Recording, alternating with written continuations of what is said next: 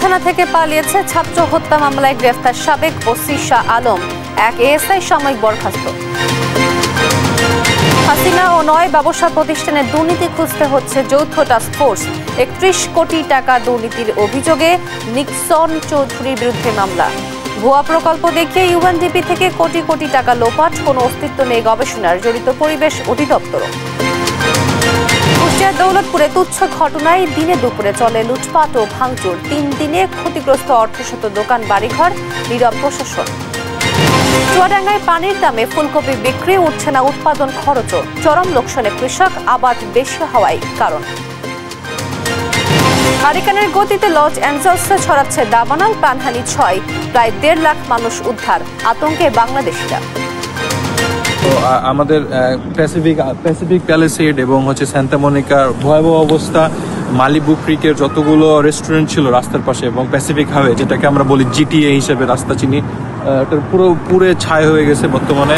এবং সোহান ঝড়ে বিপিএল এ রংপুরে টানা ৬ষ্ঠ জয়, বরিশালকে হারালো ৩ উইকেটে। অন্য ম্যাচে ঢাকার সঙ্গে ৭ উইকেটের জয় চট্টগ্রামের। দেখছিলেন শিরোনাম সংবাদ সকালে, আপনাদের সঙ্গে আছি আমি তোয়া আফরোজ। এবার বিস্তারিত। উত্তরা পূর্ব থানা থেকে পালিয়েছেন গ্রেফতার হওয়া সাবেক ভারপ্রাপ্ত কর্মকর্তা শাহ আলম। বৈষম্য বিরোধী ছাত্র আন্দোলনের শেষ সময়ে উত্তরা পূর্ব থানার ভারপ্রাপ্ত কর্মকর্তা হিসেবে দায়িত্ব পালন করেন তিনি। বুধবার মধ্যরাতে কুষ্টিয়া পুলিশ লাইন্স থেকে তাকে গ্রেফতার করেন উত্তরা পূর্ব থানার একটি দল। পরে সেখান থেকে ঢাকা আনলে বৃহস্পতিবার দুপুরে থানা পুলিশের হেফাজত থেকে পালান তিনি। গেল ৫ আগস্ট বৈষম্য বিরোধী ছাত্র আন্দোলনের ঘটনায় হত্যা সহ একাধিক মামলার আসামি ছিলেন শাহ আলম।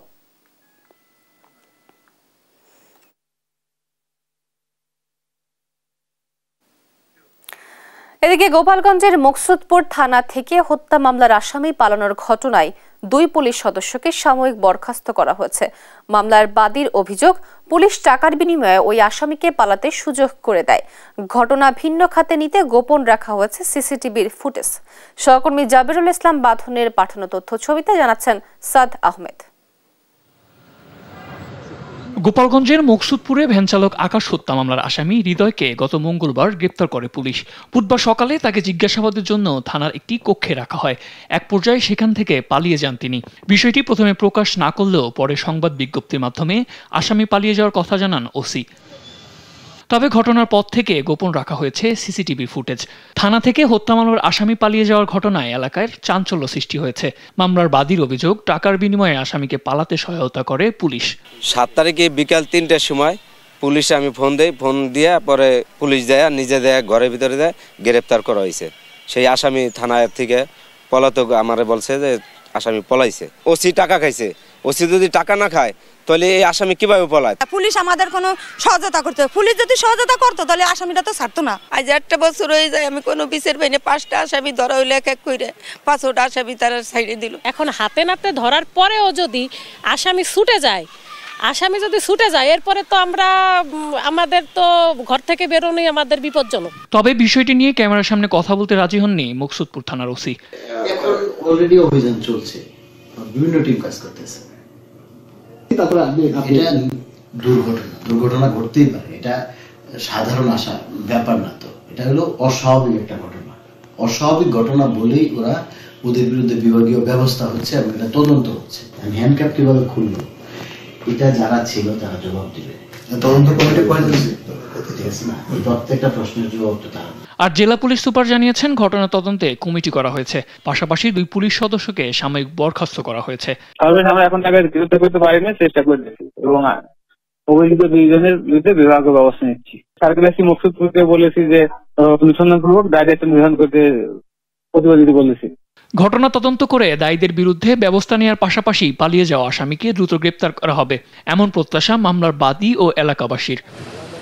নিউজ ডেস্ক, দেশ টিভি। শেখ হাসিনার দুর্নীতি খুঁজে বের করতে দুদকের নেতৃত্বে যৌথ টাস্কফোর্স গঠনের সিদ্ধান্ত নিয়েছে দুদক। এছাড়া এস আলম, বসুন্ধরা, বেক্সিমকো সহ 9 শীর্ষ ব্যবসায়ী প্রতিষ্ঠানের দুর্নীতি খুঁজতে দুদকের যৌথ টাস্কফোর্সের কমিটি গঠন করে দুর্নীতি দমন কমিশন।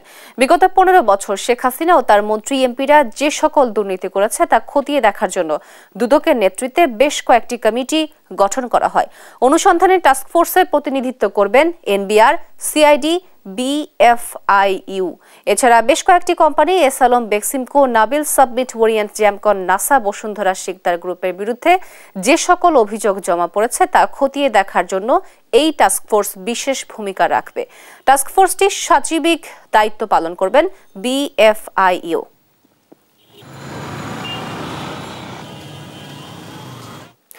$31 কোটি টাকার অস্বাভাবিক লেনদেন ও 19 কোটি টাকার অবৈধ সম্পদ অর্জনের অভিযোগে ফরিদপুর 4 আসনের সাবেক সংসদ সদস্য মুজিবুর রহমান নিক্সন চৌধুরী ও তার স্ত্রীর বিরুদ্ধে মামলা করেছে দুদক।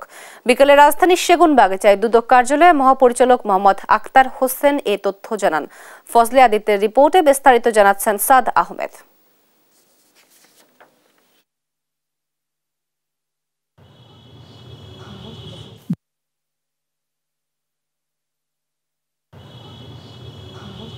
বৃহস্পতিবার দুর্নীতি দমন কমিশনের প্রধান কার্যালয়ে দুর্নীতির সমসাময়িক বিষয় নিয়ে ব্রিফিং করেন সংস্থার মহাপরিচালক আক্তার হোসেন।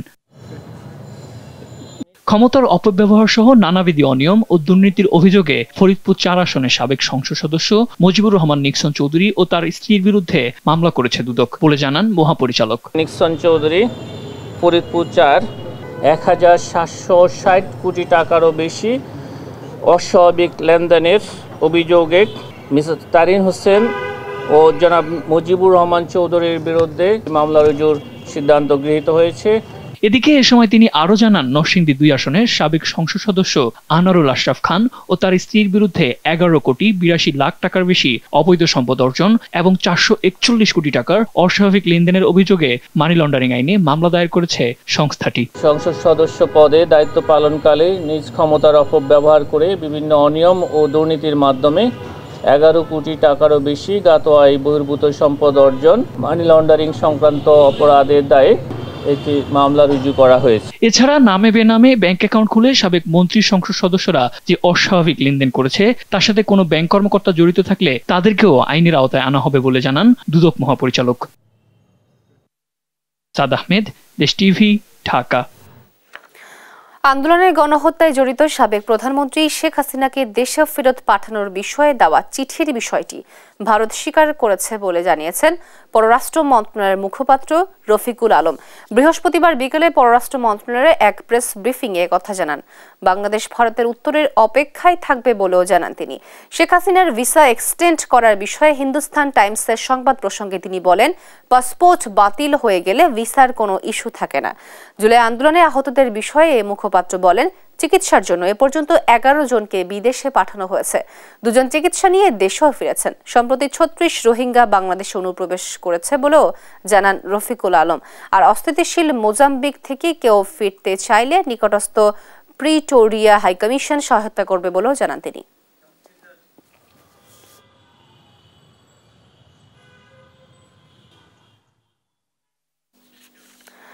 ক্ষমতায় টিকে থাকার অসুস্থ প্রতিযোগিতা শুরু হয়েছে বলে অভিযোগ করেছেন বিএনপির মহাসচিব মির্জা ফখরুল ইসলাম আলমগীর। বৃহস্পতিবার দুপুরে গুলশানে বিএনপি চেয়ারপারসনের কার্যালয়ে রাজবন্ধির জবানবন্দি শীর্ষক একটি বইয়ের মোড়ক উন্মোচন অনুষ্ঠানে প্রধান অতিথির বক্তব্যে তিনি এ অভিযোগ করেন। মির্জা ফখরুল বলেন, বিভক্তির রাজনীতি নয়, দেশকে বাঁচানোর জন্য, গণতন্ত্রকে ফিরে পাওয়ার জন্য সবাইকে ঐক্যবদ্ধ হতে হবে।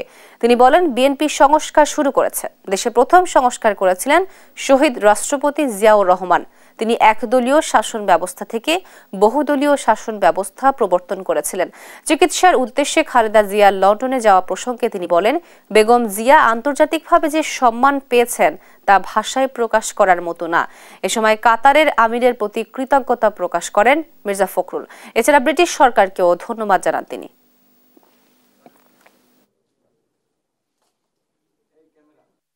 গণতন্ত্র প্রেমী মানুষদেরকে, স্বাধীনতাকে মানুষদেরকে যে ঐক্যবদ্ধ থাকবেন, বিভাজিত হবেন না। আর আমি রাজনৈতিক নেতা কর্মী যারা যেখানে কাজ করছেন সবাইকে অনুরোধ করবো, বিভাজন সৃষ্টি করবেন না। আমি জানি না, কিছু মানুষ একেবারে যেন ডেসপারেট হয়ে গেছে যে তার দেশকে ভাগ করবে, আবার জনগণকে বিভক্ত করবে। এখন বিভিন্ন রকম কথা বলছে, বিভিন্ন রকম আপনার উস্কানি দিচ্ছে, উস্কানিমূলক কথা হচ্ছে। আপনারা দয়া করে এগুলোর মধ্যে যাবেন না। ওজন স্তরের সুরক্ষায় জাতিসংঘ উন্নয়ন কর্মসূচি ইউএনডিপির কোটি কোটি টাকা লোপাট করেছেন আসাদুজ্জামান নামের এক প্রতারক। কাগজপত্রে এয়ার কন্ডিশনকে পরিবেশ বান্ধব গ্যাসে রূপান্তর দেখিয়ে জাতিসংঘের সহযোগিতা নিয়েছেন তিনি, অথচ তার প্রতিষ্ঠান চালু হয়নি আজও। এমন কর্মকাণ্ডে জড়িত খোদ পরিবেশ অধিদপ্তরও। দেশ টিভির অনুসন্ধানে মিলেছে চাঞ্চল্যকর আরও তথ্য। সুলেমান স্বপনের ক্যামেরায় এম এ আজিমের রিপোর্ট। বাস্তবে মুরগির খামার, অথচ এয়ার কন্ডিশনারের গ্যাস পরিবেশ বান্ধবে রূপান্তরকারী প্রতিষ্ঠান হিসেবে দেখানো হয়েছে। নাম দেওয়া হয়েছে কুলিং পয়েন্ট ইঞ্জিনিয়ারিং সার্ভিসেস। খামারের তালাবদ্ধ একটি রুমে কয়েকটি অকেজো যন্ত্রাংশ পড়ে থাকলেও বেশিরভাগ রুমই ফাঁকা, অথচ এখানে 2002 সাল থেকে 2012 সাল পর্যন্ত চীন, কোরিয়া থেকে আমদানি করা এয়ার কন্ডিশনার পরিবেশ বান্ধব গ্যাস রূপান্তরের সরঞ্জাম বসানো হয়েছে বলে দেখানো হয়েছে কাগজপত্রে। 115 জন কর্মকর্তা কর্মচারী রীতিমতো গবেষণা, পরীক্ষা নিরীক্ষা সহ পরিবেশের জন্য ক্ষতিকর গ্যাস R22 বন্ধ করে R410-তে রূপান্তরের নামে লাখ লাখ ডলার সহযোগিতা নিয়েছে জাতিসংঘ থেকে, যা বাংলাদেশি টাকায় কয়েক কোটি টাকা। প্রতিষ্ঠানটি দেখভালের জন্য থাকা একমাত্র ব্যক্তি বলছেন, এমন কোনো কার্যক্রম হয় না এখানে। এখন পর্যন্ত কোনো কিছু হয় এখানে? না, হয় নাই। এমনিতে কোনো শ্রমিক টর্মিকও নাই 5 বছর ধরে, শুধু আপনি একাই? শ্রমিক যে ভাঙ্গা চুরি করে, এর জন্য চালু করতেছে না। এলাকাবাসীও দেখেনি কোনো শ্রমিক বা কার্যক্রম। শুনছি তো কাম শুরু করব, এখনো কাম শুরু এখনো করে নাই। দায়িত্ব আছে একজন লোক। এর বাইরে কোনো শ্রমিক নাই? না না না, এর বাইরে কোনো শ্রমিক নাই। না, এখানে আমরা কোনো শ্রমিক টমিক কেউ দেখি না। ব্যানারে থাকা মোবাইল নম্বরে যোগাযোগ করা হলে দাবি করা হয় রীতিমতো চলছে প্রতিষ্ঠানটি। শ্রমিক কর্মকর্তারা আসবেন কিছুক্ষণের মধ্যে। জি, আমাদের ছেলেপেলে যাচ্ছে তো, আমাদের রানিং আছে তো, আমাদের শুনতেছে তো। এই আপনি হয়তো ঘন্টাখানেক মধ্যে ওরা পৌঁছে যাবে। আমাদের মোহাম্মদপুর অফিস থেকে প্রতিদিনে ওরা গিয়ে এখানে কাজ করে। এবার শ্রমিক কর্মকর্তাদের অপেক্ষায় দেশ টিভি টিম। দুপুর গড়িয়ে গেলেও দেখা মেলে না কারো। পরবর্তীতে মোবাইল ফোন নম্বরটিতে যোগাযোগ করা হলেও রিসিভ করেনি কেউ। এবার প্রতিষ্ঠানটির মালিক অর্থলোপাটের হোতা আসাদুজ্জামানের মুখোমুখি হতে চাই আমরা। দেশ টিভির উপস্থিতি বুঝতে পেরে মোহাম্মদপুরের প্রধান অফিস থেকে সটকে পড়েন আসাদুজ্জামান ও তার সহযোগীরা। প্রতিষ্ঠান চালু হয়নি, তবে ইউএনডিপি থেকে পাওয়া অর্থ সঠিকভাবেই খরচ করেছেন বলে মোবাইল ফোনে দাবি করেন তিনি। ওখানে যে টাকা তার চাইতে বেশি আমি খরচ করেছি, ওখানে হচ্ছে। আচ্ছা আচ্ছা, কিন্তু ভাই এখানে তো এই যে হাঁস, মুরগি, কবুতর এছাড়া কিছু দেখতে পাচ্ছি না। না, ভিতরে তো আমার এটা ফ্যাক্টরি তো এখনো পাইনি, আমি প্রিপেজ লাইনটা পাই নাই, যে কারণে এখনো পুরোপুরিভাবে চালু করতে পারছি না। চালু না হওয়া প্রতিষ্ঠানটি পরিদর্শনের সময় কার্যক্রম ছিল বলে দাবি পরিবেশ অধিদপ্তরের। এমনি আপনারা কি প্রজেক্টটা পরিদর্শন করছিলেন অনুদানটা দেওয়ার আগে? ওই কারখানা কি আছে ঠিকঠাক, মেশিন টেশিন আছে? আমরা লাস্ট যখন করছি তখন ছিল, লাস্ট করছি আমরা গত বছরে তখন ছিল। স্বৈরাচার হাসিনা সরকারের দোসর হওয়ায় শুধু ইউএনডিপির অর্থ লোপাটি নয়, বাংলাদেশের refrigeration and air conditioning merchant association ব্রামার সভাপতিও বনে যান প্রতারক আসাদুজ্জামান। এম এ আজিম, দেশ টিভি, ঢাকা। চায়ের দেশ মৌলভীবাজারে স্থানীয় রানার্স ক্লাবের আয়োজনে অনুষ্ঠিত হয়ে গেল হাফ ম্যারাথন। এ বিষয়ে বিস্তারিত জানাতে সরাসরি যুক্ত হচ্ছেন সহকর্মী সালে এলাহি কুটি। কুটি, ম্যারাথনে কেমন সংখ্যক দৌড়বিদ অংশগ্রহণ করেছেন? ধন্যবাদ। আপনি জানেন যে মৌলভীবাজার হচ্ছে চায়ের দেশ। এই চায়ের দেশ মৌলভীবাজারের পর্যটন শিল্পকে বিকশিত করার জন্য চতুর্থবারের মতো এই মৌলভীবাজার রানার্স ক্লাবের আয়োজনে হচ্ছে ম্যারাথন দৌড়। এখানে বাংলাদেশের প্রায় 800 দৌড়বিদ এখানে 2 ক্যাটাগরিতে দৌড়ে অংশগ্রহণ করছেন, 25 কিলোমিটার এবং 10 কিলোমিটার। মৌলভীবাজার শ্রীমঙ্গল রোডস্থ বেঙ্গল কনভেনশন হলের সামনে থেকে শুরু হয়ে শামস্তফা রোড হয়ে কালেঙ্গা এবং দেওরাচড়া এবং প্রেমনগর চা বাগান হয়ে এটা মৌলভীবাজারের স্টেডিয়ামে এই মূলত এই দৌড়টা শেষ হচ্ছে। এখানে দৌড়বিদরা যারা অংশগ্রহণ করেছে তাদের সাথে কথা বলেছিলাম, তারা বলছেন যে দৌড়ে যেটা অংশগ্রহণ করার মূল কারণটা হচ্ছে যে সুস্থ দেহ এবং সুস্থ মন সেটাকে বিকশিত করার জন্য এবং বিভিন্নভাবে যে আজকে মাদকাসক্ত হচ্ছেন যুব সমাজ তাদের থেকে এই মাদককে মুক্ত রাখার জন্য এই দৌড়ের তারা অংশগ্রহণ করেন। মূলত বিজয়ী হওয়ার জন্য তারা অনেকেই দৌড়ে অংশগ্রহণ করেন না, দৌড়ে অংশগ্রহণ করেন মূলত একে একের সাথে পারস্পরিক সম্পর্ক এবং তাদের সাথে যাতে একটি মেলবন্ধনের সৃষ্টি হয় সেই জন্য। আমি কথা বলেছিলাম যারা দৌড়ে অংশগ্রহণ করেছেন, অর্থাৎ বাংলাদেশের 64 জেলারই অনেক দৌড়বিদরা এখানে অংশগ্রহণ করেছেন এবং রানারা এখানে অংশগ্রহণ করে বলছেন যে চা বাগান সমৃদ্ধ এই মৌলভীবাজার জেলায় যে উঁচু নিচু পাহাড় টিলায় চা বাগানের মধ্য দিয়ে দৌড়ে অংশগ্রহণ করে তারা অনেকটাই খুব সৌন্দর্য উপভোগ করেছেন এবং তারা চাচ্ছেন যে প্রতি বছরে যাতে এরকম একটি প্রতিযোগিতা আয়োজন করা হয়। এখানে 18 থেকে প্রায় 76 বছর বয়স পর্যন্ত প্রতিযোগিতায় অংশগ্রহণ করছেন এবং এই প্রতিযোগিতায় অনেকেই দৌড় শেষ করে এসে ফিনিশে অবতীর্ণ হয়েছেন এবং এটা মৌলভীবাজার স্টেডিয়ামে হচ্ছে এবং এই দৌড়ে যারা অংশগ্রহণ করছেন তারা অনেকেই সুস্থ দেহ এবং সুস্থ মন সেটার জন্য তারা এই দৌড়ে অংশগ্রহণ করছেন। মূলত এই দৌড়টা কুয়াশাচ্ছন্ন আকাশের মধ্যে এই দৌড়ে অংশগ্রহণ করে যারা অংশগ্রহণ করছেন তাদের মধ্যে অনেকটাই তারা অনেকটাই উৎফুল্ল ভাবে সময় কাটাচ্ছেন এবং প্রতি বছর এই দৌড় যাতে অনুষ্ঠিত হয় তার জন্য এই ব্যবস্থা করছেন। আমার সাথে আছেন এখন এই ম্যারাথনের অংশগ্রহণকারী অনেকেই আছেন, তার মধ্যে এখানে আছেন যিনি হচ্ছেন যে এই ম্যারাথনের আয়োজক, তিনি জানাচ্ছেন তার এই ম্যারাথনের আয়োজনের কারণটা কি। আমরা দেশের অন্যতম পর্যটন জেলা, প্রবাসী অধ্যুষিত, প্রাকৃতিক সৌন্দর্য ভরপুর মৌলভীবাজার চায়ের দেশ খ্যাত মৌলভীবাজারকে বিশ্বব্যাপী ছড়িয়ে দিতে আমাদের চতুর্থবারের মতো মৌলভীবাজার হাফ ম্যারাথনের আয়োজন। আমাদের মূলত এই আয়োজনের উদ্দেশ্য হলো এই বিশ্বব্যাপী মৌলভীবাজারের পর্যটনকে বিকশিত করার উদ্দেশ্যেই, পাশাপাশি এই যে মাদকমুক্ত সুস্থ একটা সুন্দর দেহের জন্য ম্যারাথন দৌড় অনেক প্রয়োজন।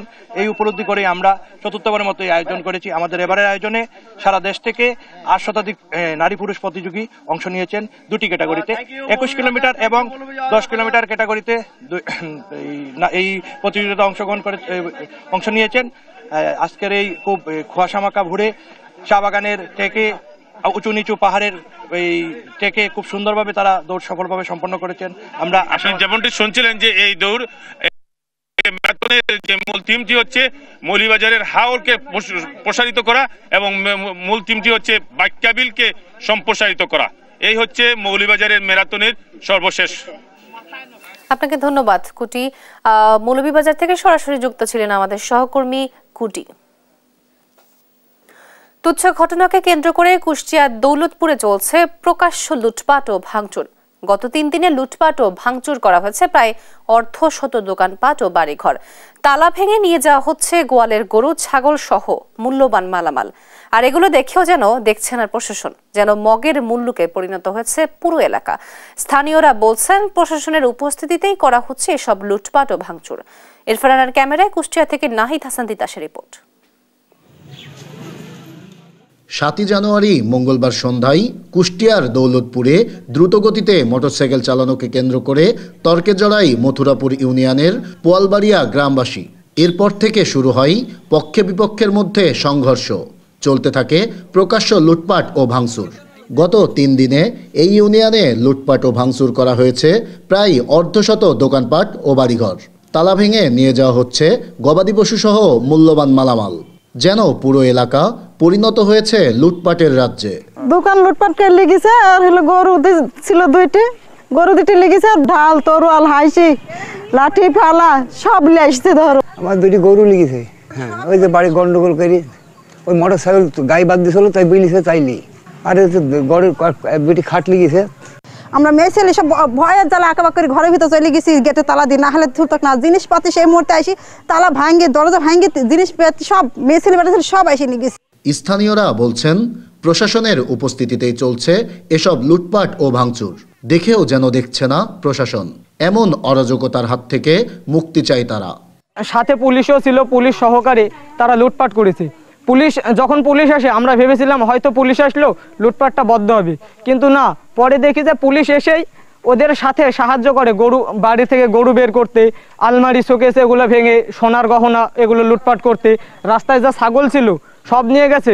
আমার বাড়ি ঘর ভাঙি চুরি দেখেন কি অবস্থা করছে, গরু টরু সব খুললে গেছে। মতলেব তারপরে ঘুঘুর ডাকু এরা সব ভেঙে গেছে, আমার কি যেন ভাঙলো, এই বিচার আমি চাই।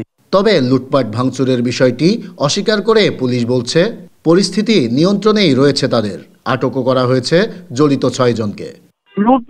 লুটপাট হয় নাই, ওই স্থানীয় জনগণ যারা মানে যাত্রা শেষ সরাইছে এটাকে ওরা বলছে যে লুটপাট হয়েছে। একটা মামলা নিয়েছিলাম, যে পক্ষ মারামারি করেছে 6 জন আসামি অ্যারেস্ট। একটা মোটরসাইকেলে 2 ছেলে যাচ্ছিল, মোটরসাইকেলে স্পিড বেশি ছিল, কিছু লোক তাকে মানা করেছে যে মোটরসাইকেল একটু দূরে চালাস কেন। তারা যায় সামনে যায় বলতেছে মোটরসাইকেল আমি আমার বাপের টাকায় চালাই। তো কি এই নিয়ে 2 পক্ষের মধ্যে মানে উত্তেজনা, গন্ডগোল এই হচ্ছে বিষয়। এমন অরাজকতা বন্ধে দ্রুতই কঠোর পদক্ষেপ নেবে প্রশাসন, স্বস্তি ফিরবে জনমনে, এমনটাই প্রত্যাশা স্থানীয়দের। নাইদা সান্তিতাস, দেশ টিভি, কুষ্টিয়া। রাজশাহীতে যুবদল ও ছাত্রদল নেতা পরিচয়ে করা 2 মামলায় সাধারণ মানুষকে আসামি করার অভিযোগ পাওয়া গেছে। নাম বাদ দিতে পরিবারগুলোর কাছে টাকাও দাবি করা হয়েছে। আওয়ামী লীগ নেতাদের সঙ্গে এই 2 মামলায় আসামি স্থানীয় পান দোকানদার ও শ্রমজীবী মানুষ। কাজী সায়েদের প্রতিবেদনে দেখুন বিস্তারিত। আওয়ামী লীগ সরকারের পতনের পর রাজশাহীতে যুবদল ও ছাত্রদল নেতা পরিচয়ে মামলা করেছেন ইমরান চৌধুরী ও আরিফ সরকার রাব্বি। 2টি মামলায় আসামি 1000-এর বেশি। আওয়ামী লীগের স্থানীয় নেতাদের সঙ্গে আসামি হয়েছেন উপজেলা চেয়ারম্যান মেম্বার, বাদ যায়নি এলাকার পান দোকানদার থেকে শুরু করে শ্রমজীবী মানুষও। মামলায় আসামি হয়েছেন এমন শতাধিক পরিবারের দিন কাটছে মানবেতর। স্বজনরা বলছেন চাকরিজীবী ও শ্রমজীবীদের আসামি করা হয়েছে, বাদীকে তারা চেনেও না। কারো কারো কাছে নাম বাদ দিতে দাবি করা হয় টাকা। এটা আপনি ধরেন মিথ্যা মামলা দিয়েছে। আমার ভাইকে, এই ফুফাতো ভাই হলো হুমায়ুন কবির চৌধুরী, চাচাতো ভাই হলো জ্যাকি, এটা আপনি দুজনেরই আপনার মিথ্যা মামলা করেছে। 50,000 বা 10,000 যদি দেওয়া যায় হয়তো নামটা উঠানো যাবে, কিন্তু আমার হাজব্যান্ড তো কিছুই করেনি। কেউ কিন্তু বলতে পারবে না যে আমার হাজব্যান্ড কখনো কোনো রাজনীতির মধ্যে কোনো মিছিল, কোনো মিটিং বা কোনো প্রোগ্রামে থাকছে, না কোনো সে আওয়ামী লীগের পোস্টে থাকছে। আসামিরা যেমন চেনেন না বাদীকে, তেমনি বাদীও চেনেন না মামলার সব আসামিকে। যুবদল নেতা পরিচয়ে মামলা করা ইমরান চৌধুরীর দাবি তার কাছে সব প্রমাণ আছে। আসলে আমি সবাইকে চিনি না, তো সব কিছু পর্যবেক্ষণ করে মামলাটা সাজিয়েছে রাজশাহী মহানগর ছাত্রদল। বিষয় হলো যেদিন এই ঘটনাটা ঘটে 19 তারিখে, এটা তো 19 তারিখের ঘটনা, আমার যেদিন হাত ভাঙবে, আপনি বিকালে সন্ধ্যার পরে আপনি আমার সাথে সামনাসামনি দেখা করেন। ফোনে কথা বলার থেকে সামনাসামনি কথা বলা অনেক ভালো। আর যারা যারা বলেছে তাদের কথাগুলো একটু নিয়েন, যে জানি না তারপর আমার নাম ঢুকিয়ে দিয়েছে, ঠিক আছে, কারণ সবার প্রমাণ আছে। তবে পুলিশ জানিয়েছে এসব মামলা মনিটরিংয়ে কাজ করছে আইজিপির নেতৃত্বে গঠিত কমিটি। নিরপরাধ কেউ যাতে হয়রানির শিকার না হয় সেভাবেই তদন্ত চলছে। যে মামলাগুলো হয়েছে, মামলাগুলো আমরা নিয়েছি, কিন্তু তদন্তের ক্ষেত্রে তো আমাদের সেই সুযোগ রয়েছে। তদন্তে যারা নিরপরাধ রয়েছে, স্যারের একেবারেই ক্লিয়ার নির্দেশনা যে নিরপরাধ কোনো ব্যক্তিকে কোনো প্রকার হয়রানি করা যাবে না। সেই ক্ষেত্রে আগে নিরপরাধ ব্যক্তিকে সেগ্রিগেট করে তার যাতে শুরু থেকেই হয়রানি না হয়। 5 আগস্টের পর রাজশাহীতে 2টি হত্যাসহ রাজনৈতিক মামলা হয়েছে 42টি। এসব মামলায় আসামি করা হয়েছে 5 থেকে 7,000 জনকে। কাজী সাহেদ, দেশ টিভি, রাজশাহী। ফুলকপির কাঙ্ক্ষিত দাম না পেয়ে লোকসানে পড়েছেন চুয়াডাঙ্গার চাষিরা। বর্তমানে প্রতি পিস কপি বিক্রি হচ্ছে 4 থেকে 5 টাকায়। এতে তাদের উৎপাদন খরচও উঠছে না। ক্রেতা না থাকায় খেতেই নষ্ট হচ্ছে অনেক চাষির ফুলকপি। চাহিদার তুলনায় আবাদ বেশি হয় এমন অবস্থা বলে দাবি কৃষি বিভাগের। সহকর্মী খায়রুজ্জামান সেতুরে পাঠানো তথ্য ও চিত্রে বিস্তারিত অঙ্কন চৌধুরীর রিপোর্টে। লাভের আশায় ফুলকপি আবাদ করে এখন ব্যাপক লোকসানের মুখে চুয়াডাঙ্গার কৃষকরা। বাজারে বিক্রি করে উৎপাদন খরচও উঠছে না তাদের। গত বছর লাভজনক হওয়ায় চলতি মৌসুমে এ জেলায় 70,450 মেট্রিক টন ফুলকপি উৎপাদিত হয়। শুরুতে প্রতি পিস ফুলকপি বিক্রি হয় ৮০ থেকে ৯০ টাকা পর্যন্ত, কিন্তু সময়ের সঙ্গে সঙ্গে দাম ঠেকে তলানিতে। বর্তমানে প্রতি পিস বিক্রি হচ্ছে ৪ থেকে ৫ টাকায়। কপি বিক্রি করে জমি পরিষ্কার করার টাকা উঠছে না। আমাদের আগে কপি ছিল, সেই সব কপিতে মানে টাকা পয়সা ভালোই মানে লাভজনক হয়েছে, কিন্তু এখন বর্তমানে যে কপি আছে এই কপি আর হচ্ছে বিক্রি নাই বাজারে। কপি আমাদের আবাদ করেছি, আমাদের খুব লস হয়েছে, ভেঙে ফেলতেছে। নেট ১০০ টাকা কিনেছে, ১০০ টাকা বিক্রি করতে পারতেছি না। ক্রেতা কম থাকায় অধিকাংশ কপি খেতে নষ্ট হচ্ছে। একই সঙ্গে অন্য ফসল আবাদের জন্য সার সংকট দেখা দিয়েছে। চাহিদাও কমে গেছে এবং মাঠের কপিটা আছে এখন বর্তমানে চাহিদা পূরণ হয়ে আর সেগুলো বিক্রি হচ্ছে না, যার জন্য মাঠে সেগুলো এমনি নষ্ট হয়ে যাচ্ছে। দাম নেই, কপিতে লস, চাষে হামাউকের কানছে। সার কিনতে গেলে পারে ২,০০০-৩,০০০ টাকা বস্তা, সার আনতে গেলে পাওয়া যাচ্ছে না। কৃষি বিভাগ বলছে চাহিদার তুলনায় বেশি উৎপাদন হওয়ায় বাজারে দাম পাচ্ছে না কৃষকরা। ফুলকপি এবারে যে পরিমাণ উৎপাদিত হয়েছে, প্রথম অবস্থায় ফুলকপির ১ বিঘা জমি থেকে ৭০ থেকে ৮০,০০০ টাকা পর্যন্ত কৃষকরা ফুলকপি বিক্রি করেছেন। এর পরবর্তীতে ওই জমি সহ অন্যান্য জমিতে ফুলকপি তারা আবার আবাদ করেন, দাম কিছুটা বেশি পায়। এরপরে এখন এই ভরা মৌসুমে ফুলকপির উৎপাদন অনেক বেড়েছে চাহিদার তুলনায় বাড়ার কারণে ফুলকপির দামটা কিছুটা কমেছে। ক্ষতি পোষাতে সরকারি সহায়তা চান এ জেলার ক্ষতিগ্রস্ত কৃষকরা। নিউজ ডেস্ক, দেশ টিভি। দেশের বিভিন্ন স্থানে চলমান আছে তীব্র শীত, বিপাকে খেটে খাওয়া সাধারণ মানুষ। এ বিষয়ে বিস্তারিত জানাতে নওগাঁ ও পঞ্চগড় থেকে সরাসরি যুক্ত হচ্ছেন সহকর্মী কামাল হোসেন ও রাশেদুজ্জামান বাবু। প্রথমে যাচ্ছি কামালের কাছে। কামাল, জনজীবনে শীতের প্রভাব কেমন দেখছেন, বিস্তারিত জানাবেন। তো নওগাঁয় হঠাৎ করেই গতকাল থেকে বেশ খানিকটা শীত জেঁকে বসেছে, যেটাকে বলা যেতে পারে মাঝারি রকমের শৈত্যপ্রবাহ। একদিন আগেই নওগাঁর তাপমাত্রা ছিল যেখানে 15 ডিগ্রির তাপমাত্রা, হঠাৎ করেই গতকালকে সেই তাপমাত্রাটা নেমে যায় 9.1 ডিগ্রি তাপমাত্রা, এবং আজকেও ঠিক তেমনটাই অনেকটা অবস্থান করছে আবহাওয়ার গ্রাফ। যদিও বা নওগাঁর বদলগাছি আবহাওয়া অধিদপ্তর বলছে আজকের তাপমাত্রা 10.4, কিন্তু বাস্তবতা তেমনটি বলছে না। বলতে গেলে অনেকটা হাড় কাঁপানোর শীত। আমি যদি আপনাকে আজকের অবস্থার কথা বলি, যে আসলে সকাল থেকে বলতে গেলে রোদ বের হয়েছে অনেকটা, কিন্তু শীতের যে কনকনে তীব্রতা এবং সাথে উত্তরের হিমেল বাতাস নওগাঁর জনজীবনে ব্যাপক প্রভাব পড়েছে। জানিয়ে রাখি, নওগাঁয় জানুয়ারির প্রথম থেকে তুলনামূলক তাপমাত্রা কিছুটা বেশি থাকলেও মূলত ৮ তারিখ থেকে এটার তাপমাত্রা বেশ খানিকটা কমে যায়, ৬.৪ ডিগ্রি কমে যে একটা মৃদু শৈত্যপ্রবাহের কবলে পড়েছে। আর মূলত এখানকার সারাদিনের তাপমাত্রা যেটা হচ্ছে, বিশেষ করে বিকেল থেকে রাত এবং সকাল পর্যন্ত তাপমাত্রাটা খুবই কম থাকছে। যদিও বা দিনের মধ্যখানে সূর্য দেখা মিলছে, তাপমাত্রা কিছুটা ভালো মনে হচ্ছে। আমি যদি আজকের কথা যদি বলি, সকালে অনেকটাই সূর্য দেখা গেছে, কিন্তু ক্রমশ রোদ বাড়লেও সূর্য দেখা মিললে তাপমাত্রা কমতেই থাকছে। বিশেষ করে যে কুয়াশাটা, সেটাতে কিছুটা বৃষ্টির মতো ঝরছে। এদিকে সূর্য পশ্চিম দিকে গড়ানোর সাথে সাথেই শীতের তাপমাত্রা বাড়তে থাকছে, হিমেল বাতাসও পড়ছে, এবং গত কয়েকদিনের অবস্থা মোটামুটি এইরকমই। আর গরম কাপড়ের কথা যদি বলি, আসলে নওগাঁয় সরকারিভাবে মোটামুটি বেশ কিছু বরাদ্দ দেওয়া হয়েছে জেলা প্রশাসনের তরফ থেকে বিভিন্ন মোটামুটি ৬৩ লক্ষ টাকা বরাদ্দ দেওয়া হয়েছে শীতের কম্বলের জন্য, এবং এগুলো নওগাঁর 11টি উপজেলা নির্বাহী কর্মকর্তাদের মাধ্যমে মূলত এগুলো বিতরণ করা হচ্ছে। তবে আমি স্থানীয়দের সাথে কথা বলে যেটি জেনেছি, তারা আমাকে যেটি জানিয়েছেন যে আসলে শীতের যে কাপড় যেটা দেওয়া হচ্ছে সেটা চাহিদার তুলনায় একেবারে অপ্রতুল। বলতে গেলে নওগাঁর জনসংখ্যা প্রায় ২৮ লক্ষ জনসংখ্যার বিপরীতে যে কম্বল দেওয়া হচ্ছে তাতে প্রতি লক্ষে প্রায় ২ থেকে ২,৫০০ কম্বল, যেটা একেবারে চাহিদার তুলনায় অপ্রতুল। তো নওগাঁ থেকে আমার কাছে এই ছিল। আমি এখন সরাসরি চলে যাব পঞ্চগড়ের সহকর্মী বাবুর কাছে। বাবু, আপনি জানাবেন সেখানকার শীতের কি অবস্থা এবং জনজীবনে কি প্রভাব পড়েছে? শুভ সকাল কামাল। আসলে আপনি জানেন যে বরাবরের মতোই কিন্তু আসলে পঞ্চগড় নিয়ে একটি ইতিহাস যদি বলি সেটি তৈরি হয়, অর্থাৎ দেশের সর্বনিম্ন যে তাপমাত্রা সেটি কিন্তু পঞ্চগড়ে আজকে কিন্তু আসলে এই মৌসুমের সর্বনিম্ন তাপমাত্রা অর্থাৎ 7.8 ডিগ্রি সেলসিয়াস তাপমাত্রা কিন্তু তেঁতুলিয়া আবহাওয়া অফিসে রেকর্ড করেছে, যেই কারণে কিন্তু কুয়াশায় আচ্ছন্ন ছিল সকালে। আসলে সকাল 6টা থেকে 7:30 পর্যন্ত কুয়াশায় আচ্ছন্ন ছিল পঞ্চগড়ের পুরো জেলা। এখন কিন্তু আসলে কনকনে ঠান্ডা হিমেল বাতাস যদিও রয়েছে, তো তারপরে কিন্তু আমরা দেখেছি যে সূর্যের আলো দেখা মিলেছে। কিন্তু এদিকে কনকনে ঠান্ডার কারণে কিন্তু জনজীবনে অনেকটা স্থবিরতা শুরু হয়েছে।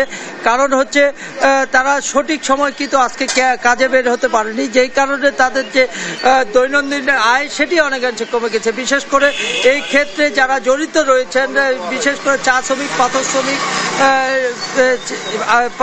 রিক্সা, ভ্যান, অটো, সিএনজি, এগুলো আসলে কেউ অনেকটা বেকায়দায় পড়ে গেছে, অর্থাৎ অসুবিধায় পড়ে গেছে। কারণ তারা আসলে সঠিক সময় কাজে যেতে পারছে না। বিশেষ করে প্রায় 30,000 শ্রমিক রয়েছে, চা শ্রমিক, পাথর শ্রমিক এবং বালু শ্রমিক, যারা হচ্ছে ভোর হলেই কিন্তু ছুটে যায় নদী, চা বাগান এবং বালু মহলে। তারা কিন্তু আসলে সঠিক সময় যেতে আজকে পারেনি, এমনটাই আমরা দেখেছি, যেই কারণে তাদের যে কাজের যে কর্মঘণ্টা সেটি কিন্তু অনেকাংশে কমে গেছে। এদিকে আমরা হাড় কাঁপানো শীতে সকাল থেকে দেখেছি যে তাপমাত্রার পারও যেহেতু মাঝারি শৈত্যপ্রবাহের দিকে যাচ্ছে বা আছে আজকে পর্যন্ত, সেই ক্ষেত্রে কিন্তু আসলে সকালে দেখেছি যে মোড়ে মোড়ে দাঁড়িয়ে অনেকে খড়কুটো জ্বালিয়ে কিন্তু শীত নিবারণের চেষ্টা করছে। জেলা প্রশাসন থেকে আমরা কথা বলেছি, জেলা প্রশাসক আমাকে যেমনটি জানিয়েছে প্রায় 50,000 শীত বস্ত্র কিন্তু বিতরণ অব্যাহত রয়েছে। যেহেতু পৌষের একেবারে শেষ প্রান্তে, সেই কারণে পঞ্চগড়ে কিন্তু এ সময় শীতের তীব্রতা থাকে অনেক বেশি। এই সময় আসলে অনেকে আসে বিভিন্ন খান থেকে এসে কিন্তু পঞ্চগড়ের অসহায় মানুষের পাশে দাঁড়ায়। যেহেতু এখন সেই সময় যে কনকনে শীতের যে পৌষ মাঘ, যেহেতু শীতকাল, এখানে সাধারণত আসলে এই সময়টাই উপযুক্ত সময়। যারা বিত্তবান রয়েছে, যারা দানশীল রয়েছে, তাদের কাছে সাধারণ মানুষ দাবি রেখেছে যে এই সময় যেন তারা আসলে এই পঞ্চগড়ের যে উত্তরের জলবায়ু হিমালয় কন্যা বলা হয়, সেই হিমালয় কন্যায় এসে যেন তারা শীত বস্ত্র বিতরণ করেন, এই দাবি রেখেছেন। এদিকে আবহাওয়া অফিসের সাথে আমরা কথা বলেছি। আবহাওয়া অফিস বলছে যে আসলে পুরো জানুয়ারি মাস জুড়ে কিন্তু শীতের যে তীব্রতা সেটি থাকবে।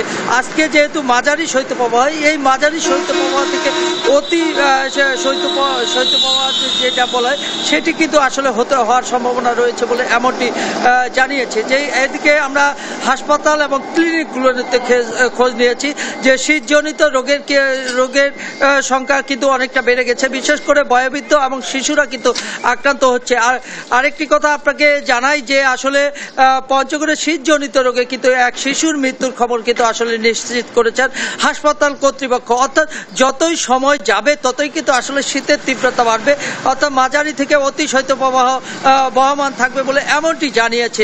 এই ছিল পঞ্চগড় থেকে আমার কাছে সর্বশেষ সংবাদ। তো আপনাদের দুজনকে ধন্যবাদ। নওগাঁ ও পঞ্চগড় থেকে সরাসরি যুক্ত ছিলেন আমাদের সহকর্মীরা, জানাচ্ছিলেন শীতের প্রকোপ সম্বন্ধে।